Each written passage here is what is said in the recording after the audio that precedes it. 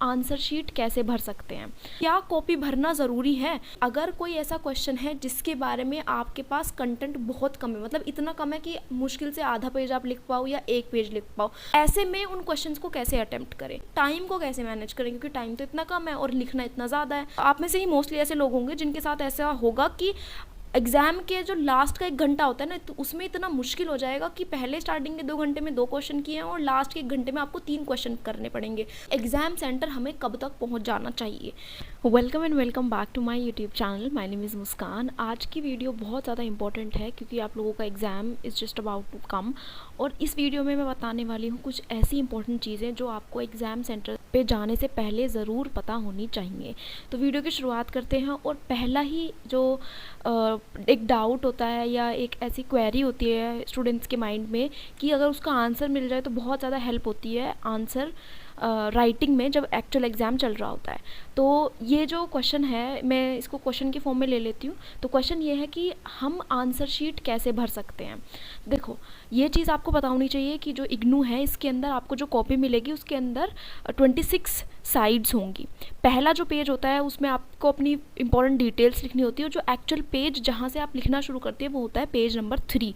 तो page number 3 से लेके पेज नंबर 26 तक ये आपकी पूरी कॉपी होती है। लास्ट में आपको मिलता है एक रफ वर्क का पेज। तो इन सभी पेजेस को आपको भरना है, तो आप इसको कैसे भर सकते हैं, ठीक है। तो सबसे पहले आपको क्या करना है, अपने साथ लेके जाना है एग्जाम में स्केल, और स्केल की हेल्प से पेज के दोनों ही तरफ आपको मार्जिन ड्रॉ कर देनी है। बहुत ज़्यादा भी मत करना और बहुत ज़्यादा कम भी मत करना। तो प्रॉपर मार्जिन दोनों साइड ड्रॉ करोगे, उससे क्या होगा, एक तो कॉपी नीट और क्लीन दिखेगी, दूसरा आपको जो नंबर ऑफ़ वर्ड्स लिखने पड़ेंगे ना वो थोड़े कम हो जाएंगे, और कम लिखने में भी आपकी कॉपी भरी भरी लगेगी और आप लास्ट शीट तक ईजिली पहुंच पाओगे। दूसरा, आप जब लिखोगे ना, जो भी आंसर लिखोगे उसमें कोशिश करना, अगर आप बहुत ज़्यादा मिला मिला के शब्दों को लिखते हो तो थोड़ा गैप हो उन वर्ड्स के बीच में।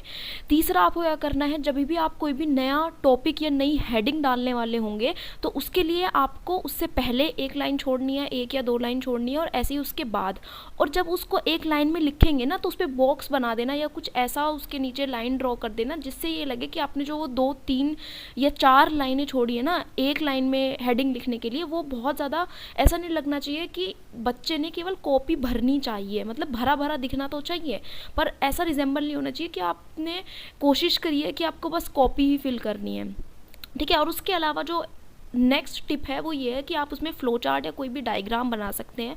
अगर मैं एक एग्जांपल के तौर पे आपको बताऊं, जैसे पेपर MPA 12 है, उसके अंदर है एडमिनिस्ट्रेटिव थ्योरीज। एडमिनिस्ट्रेटिव थ्योरी में एक तो है क्लासिकल एडमिनिस्ट्रेटिव थ्योरी और एक है न्यू क्लासिकल। तो अगर आपने ऊपर हेडिंग में डाला हुआ है एडमिनिस्ट्रेटिव थ्योरीज, एक नीचे ऐसे एरो बनाया, फिर 2 ऐसे एरोज बना दिए, एक तरफ क्लासिकल दूसरी तरफ न्यू क्लासिकल। अब क्लासिकल के नीचे 2 और नाम आ गए, हेनरी फियोल हो गया, गुलिक हो गया, उर्विक हो गया, ऐसे, और दूसरी तरफ आ गया FW टेलर। फिर ऐसे ही जो न्यू क्लासिकल है उसमें एक तरफ एल्टन मायो और दूसरी तरफ हर्बर्ट साइमन। तो इस तरीके से आप अपने एक पेज को भी फिल कर सकते हैं। अगर आप इसका एग्जांपल देखना चाहो तो मेरे एक टेलीग्राम ग्रुप पे, वहाँ पर मैंने जो MPA 12 के नोट्स दिए हुए हैं वहाँ पर शायद ये एक डायग्राम मैंने बना के लगाया हुआ है, आप उसको देख सकते हो। तो इसी तरीके से आपका जो भी पेपर है आप उसमें अपना कोई भी ईजी सा फ्लो चार्ट डायग्राम, जिससे आप ज़्यादा पेजेस फिल कर सको, वैसा कोई भी 4-5 चूज़ कर लो, क्योंकि हो सकता है कोई भी क्वेश्चन ऐसा अगर आ गया जिसमें आपके पास ज़्यादा कंटेंट नहीं है, तो यही फ्लो चार्ट और यही जो स्ट्रैटेजीज़ है ना वही आपको बचाएंगी फिर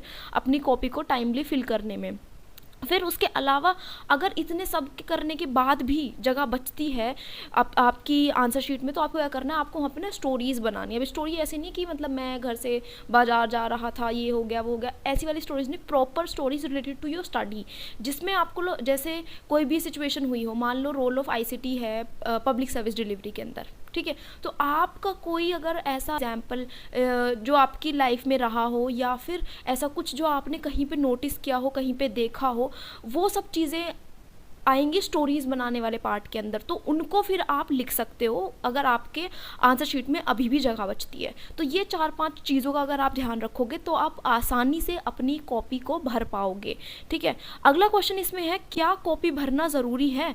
तो देखो, होता क्या है, इग्नू में ना कोई भी बहुत ज़्यादा एफर्ट लगा के आपकी कॉपियाँ चेक नहीं करता है। अगर मेरी बात पे यकीन ना हो रहा हो, यूट्यूब पे ऑलरेडी वीडियोस हैं जहाँ पर इग्नू की इवैल्यूएशन के बाद जो कॉपियाँ आती हैं, जो स्टूडेंट्स जो है फ़ी पे करके अपनी कॉपियाँ देखते हैं, उनकी कॉपी में आपको दिख जाएगा कि कितने एफर्ट लगा के टिक लगा हुआ है। बिल्कुल ऐसी स्पीड से वो टिक लगे हुए होते हैं कि समझ में आ जाएगा देख के कि कितने ध्यान से कॉपियाँ पढ़ी गई होंगी। तो बहुत ज़्यादा ध्यान नहीं दिया जाता है, और इस ऐसी सिचुएशन में क्या करता है एग्जामिनर, एक बार ये देखता है, अंदाज़ा लगाता है कि कितने क्वेश्चन के लिए कितने पेजेस बच्चे ने भरे हैं। तो ऐसे जब केसेस होते हैं तो आपको इम्पोर्टेंट होता है कि आपकी कॉपी में ज़्यादा से ज़्यादा चीज़ें लिखी हुई हों और ज़्यादा से ज़्यादा एग्जामिनर की नज़र में आए कि भाई बच्चे ने तो बहुत कुछ लिखा है। अब वो पढ़े ना पढ़े वो तो एग्जामिनर के ऊपर है, पर अपनी तरफ से पूरा होना चाहिए कि हमें अपनी कॉपी को कोशिश करनी है पूरा फिल करने की। ठीक है, अगला क्वेश्चन आते हैं, हमें अगर अपनी कॉपी को पूरा फिल करना है तो कैसे करेंगे इस चीज़ को। तो आपको क्या करना है, आपको हर क्वेश्चन के लिए अपने पेज नंबर डिवाइड कर लेने, रफली 5 या 4.5 पेजेस पर क्वेश्चन आपका आएगा अगर आपको 5 क्वेश्चंस अपने एग्जाम में करने होंगे। ठीक है, तो 5 साइड से एक तरीके से पर आंसर अगर आपके पास आ रही हैं तो आपको वैसे ही सोचना पड़ेगा थोड़ा कि इन 5 साइडों में एक क्वेश्चन के अंदर आप क्या क्या लिख सकते हो। क्या क्या लिखने में मैंने आपको अभी टिप्स भी बताई हैं थोड़ा, कि अगर फ्लो चार्ट है, अगर कोई हेडिंग लिख रहे हो, अगर कोई स्टोरी बना रहे हो, कोई एग्जाम्पल दे रहे हो, तो ये सब चीज़ें आप कर सकते हो उन 5 साइड्स के अंदर।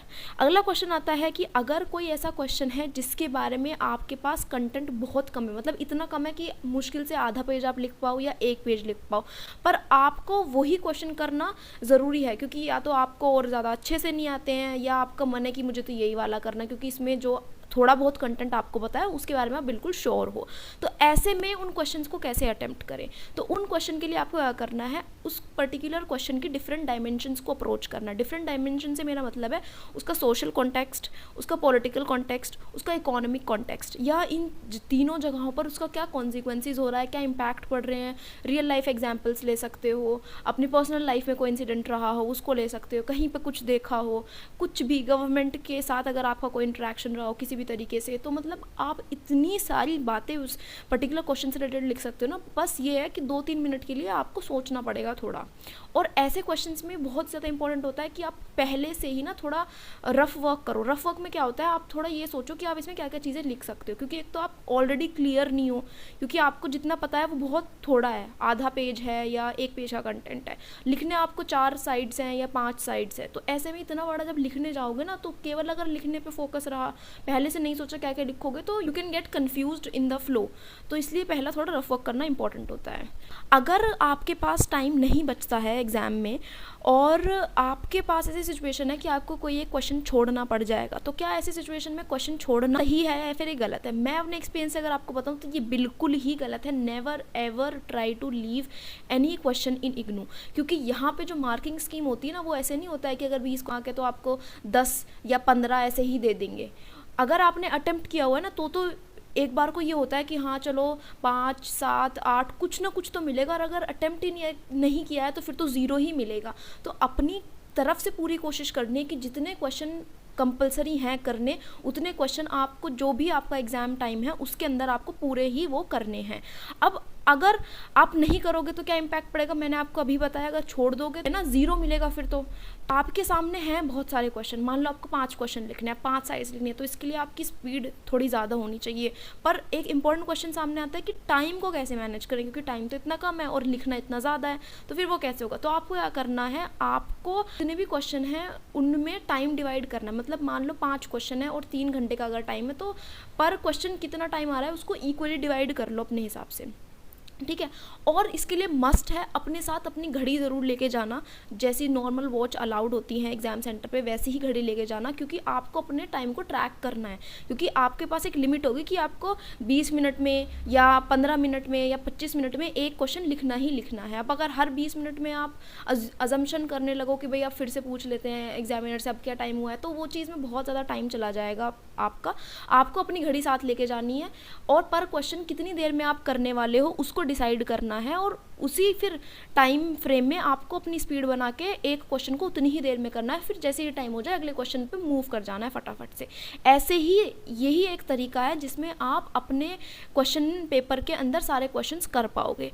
अगर ये जो मैंने भी बताया अभी आप नहीं फॉलो करोगे ना अपने एग्जाम्स में, तो पता है क्या होगा, पहले ही दिन आप में से ही मोस्टली ऐसे लोग होंगे जिनके साथ ऐसा होगा कि एग्ज़ाम के जो लास्ट का 1 घंटा होता है ना, तो उसमें इतना मुश्किल हो जाएगा कि पहले स्टार्टिंग के 2 घंटे में 2 क्वेश्चन किए हैं और लास्ट के 1 घंटे में आपको 3 क्वेश्चन करने पड़ेंगे। तो टाइम मैनेजमेंट ना करने से ऐसी सिचुएशंस फिर आती है। तो आप प्रॉपरली इन सब चीज़ों का ध्यान रखना और राइटिंग स्पीड जितना फास्ट लिख सको आपको वो करना है। और साथ में ये ऐसा मत करना कि फास्ट लिखने के चक्कर में वहाँ खिचड़ी बना दी है पूरी राइटिंग की।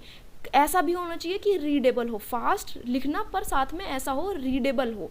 तो इन दोनों चीज़ों का भी आपको ध्यान रखना है। अगला क्वेश्चन आता है कि एग्ज़ाम सेंटर हमें कब तक पहुंच जाना चाहिए। सबसे पहली चीज़ आपको एक बार ये देखना है कि आपका एग्ज़ाम सेंटर आपके घर से कितनी दूर पड़ रहा है। फिर जितने भी मोड्स ऑफ ट्रांसपोर्टेशन हो सकते हैं उन सब में आपको एक बार देख लेना है कि कितना कितना टाइम लगभग लग सकता है। और कोशिश करना, माइंड में ये चीज़ रखो कि मान लो अगर कल एग्ज़ाम है ना, तो भाई पूरी दुनिया का ट्रैफिक कल ही होगा, ऐसा सोच के चलो, ठीक है। अपनी तरफ से मान लो अगर आपको लगता है ना एग्जाम सेंटर पहुंचने के लिए 1 घंटा सफिशिएंट है आपके घर से, तो आपको 2 घंटे पहले निकलना है। ये स्पेशली है जिस दिन पहला एग्ज़ाम होगा ना उस दिन के लिए। फिर पहले दिन जाने के बाद तो आपको खुद ही पता चल जाएगा कि भाई कितना टाइम लगता है एग्ज़ाम सेंटर में घुसने के बाद, क्योंकि चेकिंग वगैरह होती है, आपको सीट वो आपका रूम अलॉटमेंट होता है। तो इस सब में फिर थोड़ा बहुत किसी को पानी पीना होगा, किसी को वॉशरूम जाना होगा, किसी को अपनी स्टेशनरी बैग से निकालनी होगी, बैग रखना होगा। तो ये जितनी चीज़ें हैं ये पहले दिन में ही अगर आप टाइम से पहुँच जाओगे तो ये सब देख लोगे कि इस पूरे प्रोसेस में कितना टाइम लगता है। फिर नेक्स्ट डे से जब भी आपका नेक्स्ट एग्ज़ाम होगा तब से आप अपना पूरा टाइम मैनेजमेंट उसी हिसाब से कर सकते हो। पर पहले दिन अगर आपका 2 बजे से एग्ज़ाम है, make sure that you reach your exam centre by 1:30। ये कुछ इंपॉर्टेंट चीज़ें मुझे लग रही थी जो बहुत ज़्यादा ही ज़रूरी होती हैं स्टूडेंट्स को अगर पता चल जाए एग्ज़ाम से पहले।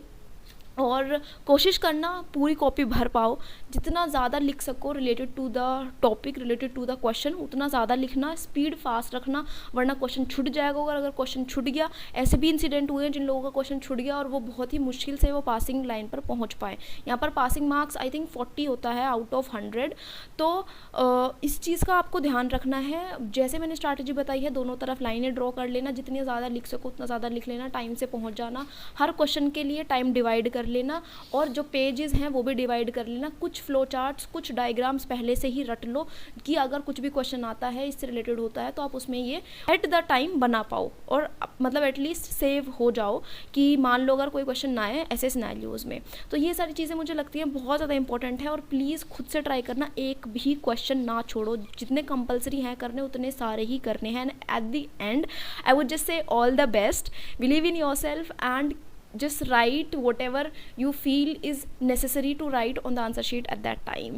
So if the video was helpful, give it a thumbs up. Don't forget to subscribe to my channel and I'll be coming up with more such videos. Like, share and subscribe. Thank you.